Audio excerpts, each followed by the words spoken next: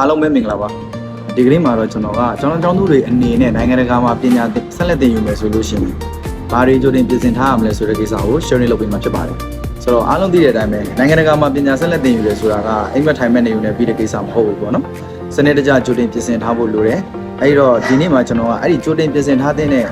အဆင့်5ဆင့်ကိုပြောပြပေးမှာဖြစ်ပါတယ်စင့်တင်အနေနဲ့ကတော့ research and goal setting ပါ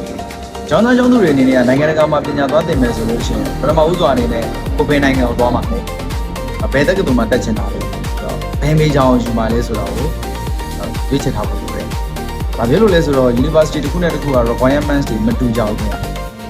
။အဆင့်နှစ်ကတော့ academic qualification ပါ။ဟုတ်ပါတယ် college တွေ university တွေကိုတက်မယ်ဆိုလို့ရှိရင်ကျောင်းသူတွေအနေနဲ့ကအခြေခံအောင်လက်မှတ်တစ်ခုခုရှိထားဖို့လိုပါတယ်။ဥပမာအဖြစ်စနစ်ဟောင်းစနစ်အောင်လက်မှတ်စနစ်သေး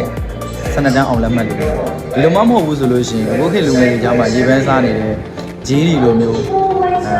အောင်လက်မှတ်တစ်ခုခုပေါ့နော်ဒါလေးရှိတာဖို့လိုပါတယ်အဆင့်3ကတော့ language proficiency ပါနိုင်ငံတကာမှာပညာဆက်လက်သင်ယူမယ်လို့စဉ်းစားထားတယ်ဆိုရင်ကျောင်းသူတွေအနေနဲ့က IELTS တို့ Duolingo တို့လိုမျိုးအင်္ဂလိပ်စာရေးချင်းစစ်လက်မှတ်တွေကိုကြိုတင်ဖြည့်ဆို့ထားဖို့လိုပါတယ်ပြီးတော့တချို့နိုင်ငံတွေမှာဘာသာစကားကန့်သတ်ချက်လေးတွေရှိတဲ့အတွက်ကြောင့်မလို့သူတို့နိုင်ငံရဲ့ဘာသာစကားကိုပါကြိုတင်ပြီးတော့သင်ယူထားမယ်ဆိုလို့ရှိရင်ပိုကောင်းပါတယ်အဆင့်4ကတော့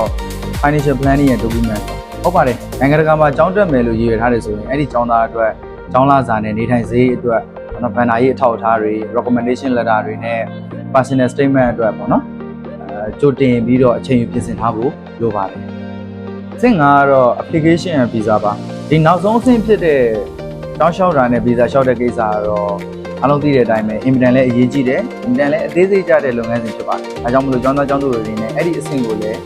ကြိုတင်ပြင်ဆင်ထားတင်တယ်လို့ဉာဏ်ပြုချင်ပါတယ်။ဆိုတော့ဒီအဆင့်တွေအားလုံးကိုအမှားယွင်းမရှိနဲ့ပြင်ဆင်ခြင်းတယ်ဆိုရင်တော့ကျွန်တော်တို့ Infinity Light Educational Service Company ကအမြဲတမ်း